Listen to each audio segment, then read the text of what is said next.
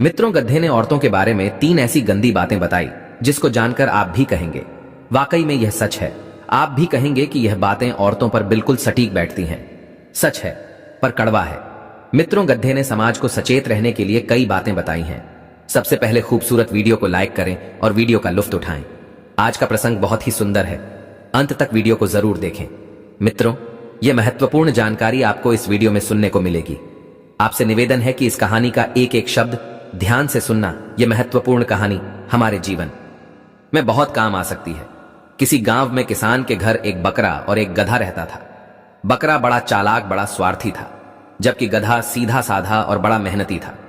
दोनों एक ही किसान के पशु थे और इकट्ठे ही घर में रहते थे। किसान गधे के पीठ पर हमेशा अनाज लाद कर बाजार ले जाया करता था। बोझा ढोने का सारा काम गधे को ही करना पड़ता था। गधे का जैसा काम था, किसान उसको खाने को भी वैसा ही देता। खूब स्वादिष्ट और पौष्टिक आहार गधे को खाने को दिया जाता था और बकरे को रूखा सूखा भूसा डाल दिया करता था, क्योंकि बकरा कोई बोझ का काम तो करता नहीं था, इसलिए उसे खाने को भी वैसा ही दिया जाता था। गधे का भोजन देख देख कर बकरा दिन भर ललचाता रहता था और मन में सोचता था कि हमारा मालिक इस गधे को बहुत स्वादिष्ट चीजें खिलाता है और मुझे सिर्फ सूखा भूसा डाल देता है। मुझे कोई ऐसी तरकीब सोचनी चाहिए जो हमारा मालिक गधे की जगह स्वादिष्ट चीजें मुझे खाने को देने लगे। और ऐसा तभी हो सकता है या तो यह गधा मर जाए, या बीमार पड़ जाए, या इस घर से चला जाए। बकरे ने ज्यादा दूर तक दिमाग नहीं दौड़ाया, सिर्फ अपने स्वार्थ भर तक ही सोच लिया। और याद रखना बंधु, जो अत्यंत लालची और स्वार्थी लोग होते हैं, छोटी बुद्धि वाले लोग होते हैं, वह हमेशा छोटा ही सोचते हैं। बकरे ने एक योजना बनाई और गधे को भड़काने की ठान ली। बकरा गधे के पास जाता है और बोला, मित्र, तुम बड़े मेहनती हो, पर तुम्हें यह नहीं लगता कि किसान तुम्हारा पूरा फायदा उठा रहा है? देखो कितना भारी बोझ डाल दिया है। अगर तुम इसी तरह मेहनत करते रहोगे तो एक दिन तुम्हारी जान चली जाएगी। बकरा बोला, अरे गधे भाई, हमारा मालिक तुमसे कितना काम लेता है। पूरे दिन तुम्हारी पीठ पर बोझा ढोता रहता है और देखो मार मार कर तुम्हारी पीठ पूरी सुजा डाली है।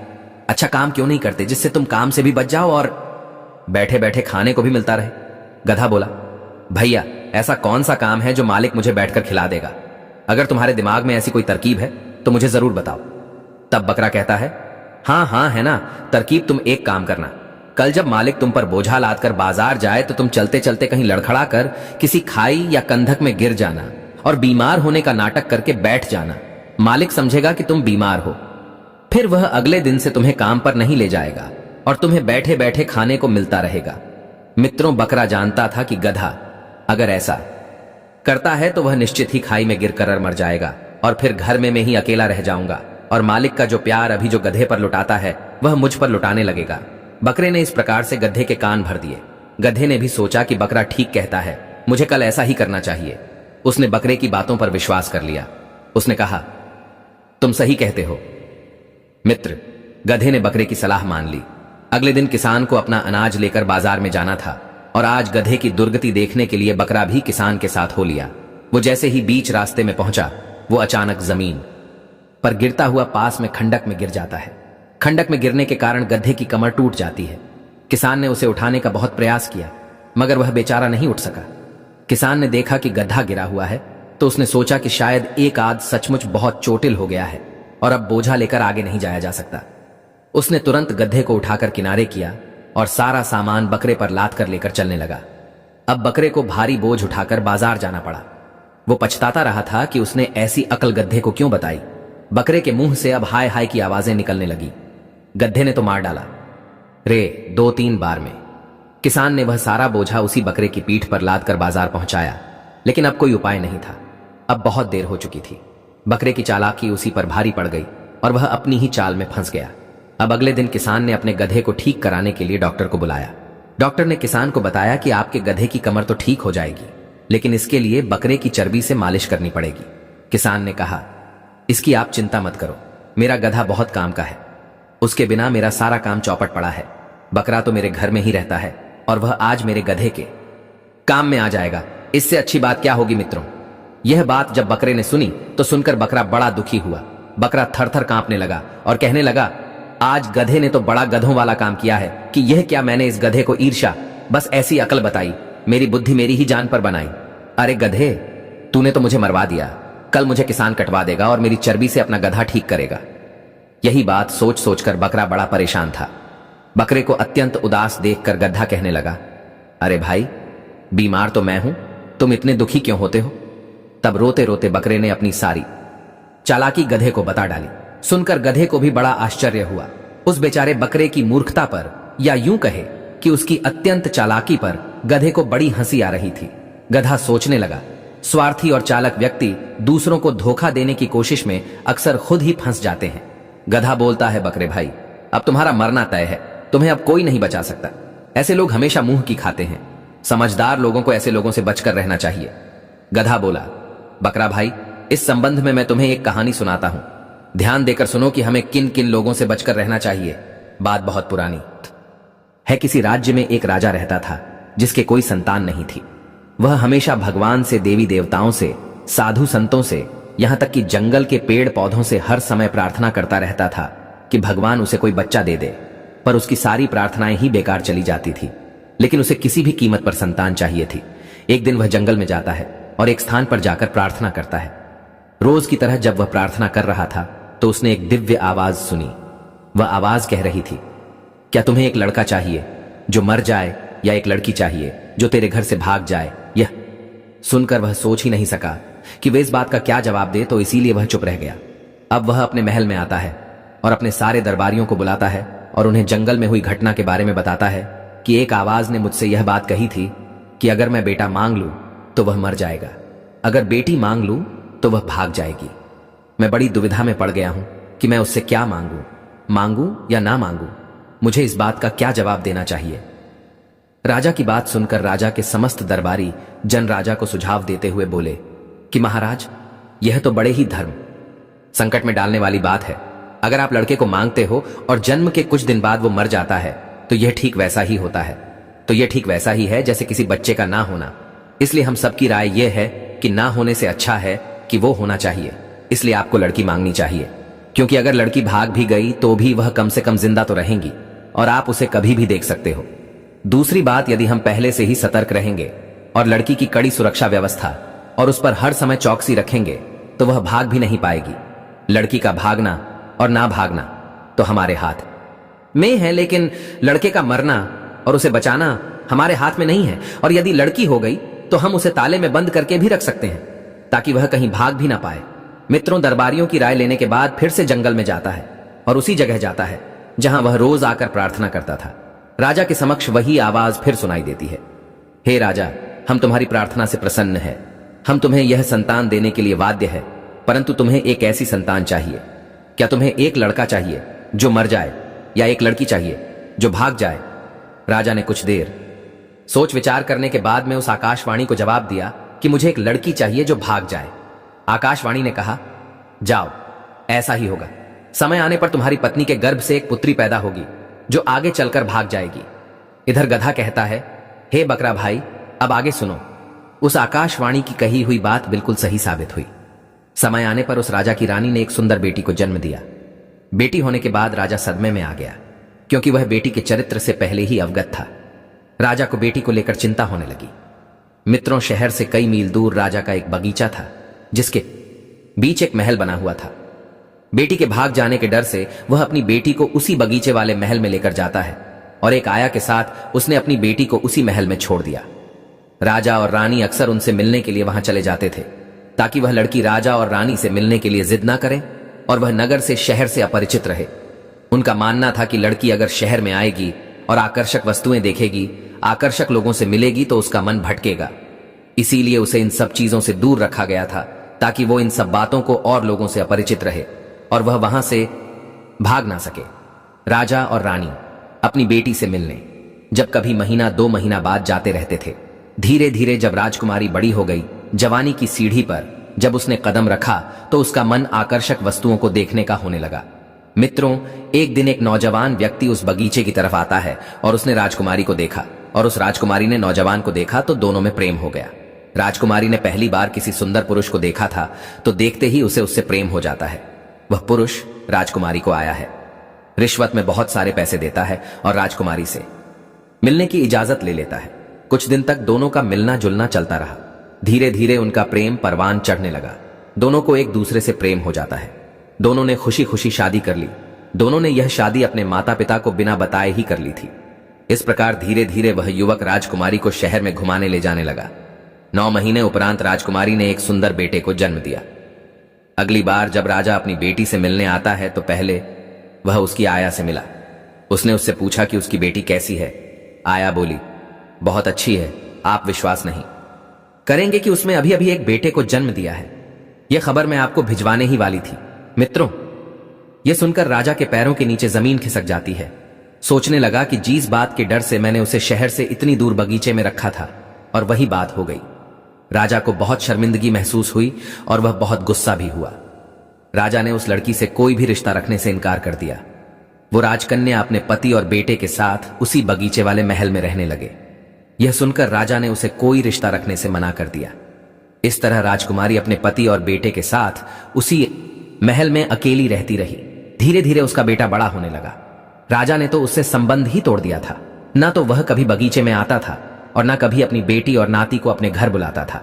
धीरे धीरे जब वह राजकुमारी का पुत्र 15 साल का हो जाता है, उसके बाद भी उसके बेटे ने कभी अपने नाना को नहीं देखा था, क्योंकि राजा ने अपनी बेटी और उसके बेटे से मिलने से इनकार कर रखा था।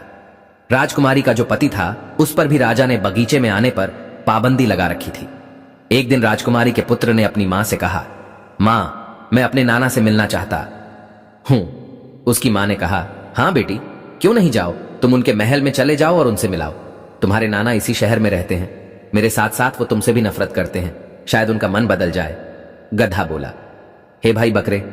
अगले दिन राजकुमारी का पुत्र सुबह जल्दी उठा और एक घोड़े पर सवार होकर काफी सारा पैसा लेकर अपने नाना से मिलने के लिए चल देता है। जब वह वहां पहुंचा तो उसके नाना ने उसे कोई प्यार नहीं दिखाया, बल्कि उसकी तरफ देखा भी नहीं और उससे बोले भी नहीं। इस प्रकार कई बार राजकन्या का बेटा राजा से मिलने के लिए जाता है, मगर राजा ने उसका ठीक से स्वागत नहीं किया। कुछ दिनों के उपरांत वह राजकन्या का पुत्र अपने नाना से कहता है, नाना जी, आप मेरी मां से और मुझसे इतने नाराज क्यों रहते हैं? लड़के की बात का राजा ने कोई उत्तर नहीं दिया। लड़के ने फिर पूछा, नाना जी, आप कुछ बोलते क्यों नहीं? तुम मेरी मां को कौन सी शर्त पर क्षमा कर सकते हो, मुझे बताओ। मैं तुम्हारी वह हर शर्त पूरी करने को तैयार हूं।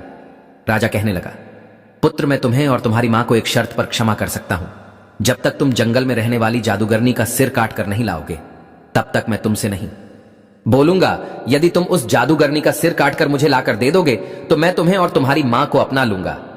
राजकुमार बोला, नाना जी, आप चिंता ना करिए, मैं आपकी यह इच्छा जरूर पूरी करूंगा। मैं उस जादूगरनी का सिर काटकर अवश्य लाऊंगा। राजा बोला, यही तो मैं चाहता हूं कि तुम वहां जाओ और उस जादूगरनी का सिर काट कर लाओ। मित्रों, राजा के मन में कपट चल रहा था। वो उस लड़के को अपने कपट जाल में फंसा रहा था, क्योंकि वह जादूगरनी एक ऐसी जादूगरनी थी जो कोई उसको देखता था वह पत्थर का बन जाता था। और यह बात वह राजा जानता था कि उसके नाती के साथ भी यही होने वाला है। यह उसका शीश लेने जाएगा और उसका चेहरा देखते ही पत्थर का बन जाएगा। इसलिए उसने यह कहा था कि वह उस जादूगरनी का सिर काट कर ले आए। मित्रों, लड़का जादूगरनी के पास के लिए चल देता है। मित्रों, आगे की हर कठिनाइयों से वह अनजान था। उस लड़के ने एक बहुत ही बढ़िया घोड़ा चुना और कुछ पैसे और कुछ खाने पीने का सामान लेकर चल पड़ता है। चलते चलते रास्ते में उसे एक बूढ़ा व्यक्ति मिलता है। बूढ़े व्यक्ति ने जब उस नौजवान बालक को जंगल की ओर जाते हुए देखा तो पूछने लगा, बेटे, तुम कहां जा रहे हो? लड़के ने जवाब दिया, बाबा, मैं जादूगरनी का सर काट कर लाने के लिए जा रहा हूं। मेरे नाना मेरी मां से बहुत नफरत करते हैं। वे बस इसी शर्त पर मुझे और मेरी मां को अपना सकते हैं। बूढ़ा आदमी समझ गया कि राजा की नीयत साफ नहीं है। जरूर उसने इस बालक को जादूगरनी के हाथों मरने के लिए छोड़ दिया है। बूढ़ा आदमी बोला, बेटे, इस काम के लिए तुम्हें एक ऐसा घोड़ा चाहिए जो उड़ सके, क्योंकि वहां पहुंचने के लिए तुम्हें एक पहाड़ के ऊपर से जाना पड़ेगा, जिस पर बहुत सारे बाघ और जहरीले जीव जंतु रहते हैं। अगर तुम इस घोड़े से जाओगे तो यह तुम्हारा घोड़ा और तुम दोनों उन जंगली जीवों का भोजन बन जाओगे। निश्चित ही वे तुम दोनों को खा जाएंगे। लड़का कहता है, बाबा, मुझे ऐसा घोड़ा कहां मिलेगा जो उड़ता हुआ जा सके, मुझे उस जादूगरनी तक पहुंचा सके। बूढ़ा कहने लगा, रुको, मैं तुम्हें एक ऐसा घोड़ा लाकर देता हूं। यह घोड़ा नदी, पहाड़ों और जंगलों के ऊपर से उड़ता हुआ उस जादूगरनी तक तुम्हें पहुंचा देगा। इतना कहकर वह बूढ़ा आदमी गायब हो जाता है और वह एक अद्भुत और शानदार घोड़े के साथ फिर से प्रकट होता है। घोड़ा उस बालक को देते हुए बूढ़ा आदमी कहने लगा, बेटे, अब तुम मेरी बात ध्यान से सुनो। तुम सीधे सीधे उस जादूगरनी को नहीं देख सकते, क्योंकि अगर तुमने उसे देखने का प्रयास किया तो तुम पत्थर के बन जाओगे। तुम भी उसे देखने के लिए एक विशेष तरह के शीशे की मदद लेनी होगी, और मैं तुम्हें यह भी बताता हूं कि वह शीशा तुम्हें कहां मिलेगा और कैसे मिलेगा। तुम यहां से उत्तर दिशा की ओर चले जाओ और थोड़ी दूर जाने के बाद तुम्हें एक संगमरमर का महल दिखाई देगा और उसके आगे एक बगीचा दिखाई देगा जिसमें तरह तरह की फूल वाली पेड़ पौधे लगे होंगे। उस बगीचे में तुम्हें 2 अंधी महिलाएं मिलेंगी। उन दोनों स्त्रियों के पास केवल एक ही आंख है। वे दोनों उसे एक आंख को आपस में बांटकर इस्तेमाल करती है, यानी कि उसे एक आंख से भी दोनों बदल बदल कर देखती है। उन्हीं स्त्रियों के पास वह शीशा है जो तुम्हें उस जादूगरनी को देखने के लिए चाहिए। यदि तुम्हें उनसे वह शीशा चाहिए तो तुम्हें उसकी उस आंख को चुराना होगा, और जब वह अपनी आंख लौटाने को कहे तो तुम बदले में उनकी आंख के बदले उस शीशे को मांग लेना।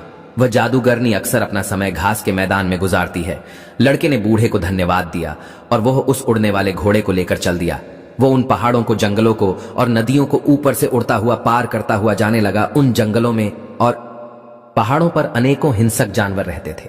अनेक शेर, चीता, भेड़ियां, सांप, बिच्छू, जहरीले जीव जंतु रहते थे, और जो उसे खाने के लिए तैयार खड़े थे वे उसे खाने के लिए दौड़ भी रहे थे, मगर वह उनकी पहुंच से काफी ऊपर उड़ रहा था, इसीलिए वह उसका कुछ नहीं बिगाड़ सके। पहाड़ को पीछे छोड़ता हुआ वह उड़ता चला जा रहा था। तभी उसे दूर एक संगमरमर का महल दिखाई देता है। उसने सोचा कि शायद यही उन अंधी स्त्रियों का महल होगा। उन दोनों अंधी स्त्रियों के बीच में एक ही आंख थी। उस आंख को एक दूसरे को ले देकर इस्तेमाल करती रहती थी। वह लड़का उस संगमरमर के महल के पास पहुंच जाता है। महल का दरवाजा खटखटाने की हिम्मत नहीं कर सका। अब तो वह बगीचे में ही टहलने लगा। उधर भी दोनों अंधी स्त्रियां भोजन करने के बाद अपने बगीचे में टहलने के लिए आती है। उस समय वह राजकुमारी पुत्र एक पेड़ पर चढ़कर बैठ जाता है ताकि वे स्त्रियां उसे देख ना सके कि वे बातें करती हुई उस बगीचे में घूम रही थी।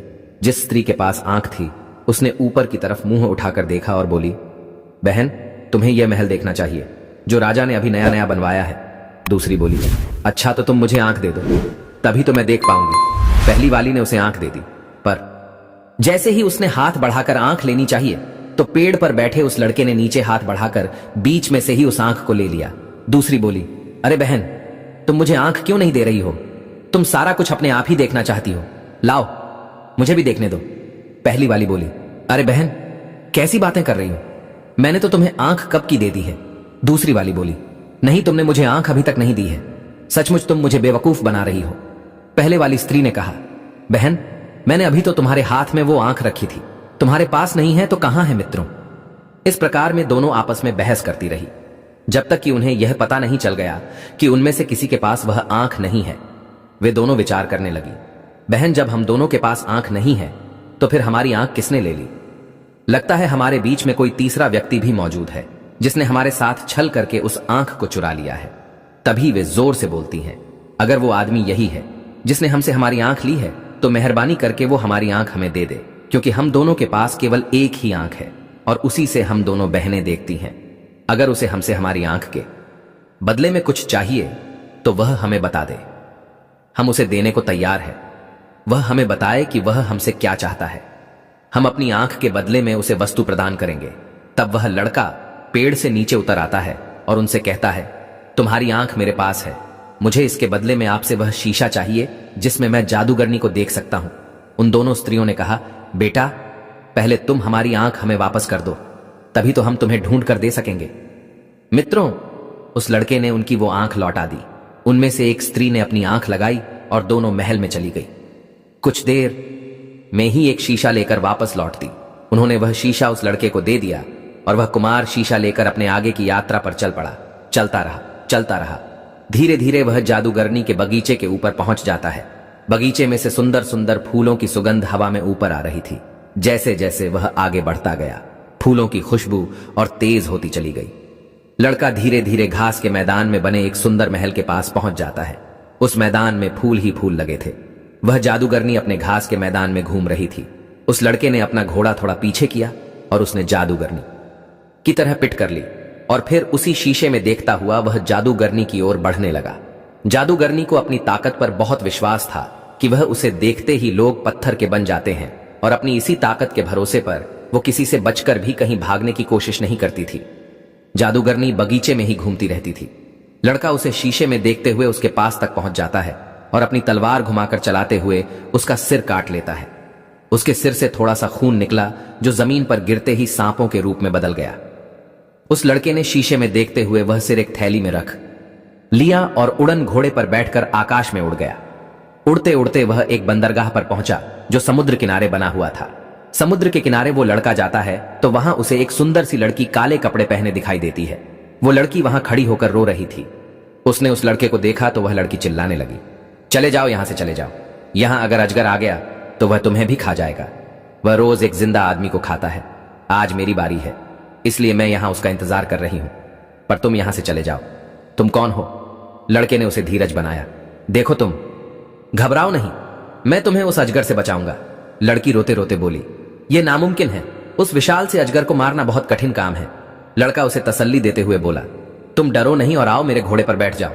इतना कहकर लड़के ने लड़की को अपने घोड़े पर बैठा लिया। उसी समय पानी में छपाक सी आवाज सुनाई देती है। वह आवाज उसी अजगर की थी जो समुद्र से बाहर निकलकर उसे खाने वाला था। तो लड़के ने लड़की से अपनी आंख बंद करने के लिए कहा और उसने भी अपनी आंखें बंद करके थैले में से उसी जादूगरनी का सिर निकाला लिया। उधर अजगर ने पानी में से अपना सिर बाहर निकाला तो उसे जादूगरनी का वह सर दिखाई दिया। सर देखते ही वह अजगर तुरंत पत्थर का बन गया और समुद्र की तने में डूब गया। वह लड़की एक राजा की बेटी थी, तो लड़की को अजगर से बचाकर वह राजकुमार उसके माता पिता के पास ले जाता है। राजा और रानी दोनों ही अपनी बेटी को जिंदा और सही सलामत देखकर बहुत खुश होते हैं। इसके बदले में राजा ने अपनी बेटी की शादी उस लड़के से कर दी और वह लड़का कुछ दिन उनके पास रहा। उसके बाद वह लड़का राजकुमारी को साथ लेकर अपने राज्य के लिए लौट आता है और कहा, मैं खुद ही अपने राज्य का राजा हूं और उसे वापस लौटना है। राजकुमारी को लेकर वह अपने नाना के पास पहुंचा। राजा अपने नाती को जिंदा वापस आया देखकर बड़ा आश्चर्यचकित होता है और साथ ही कुछ दुखी भी होता है।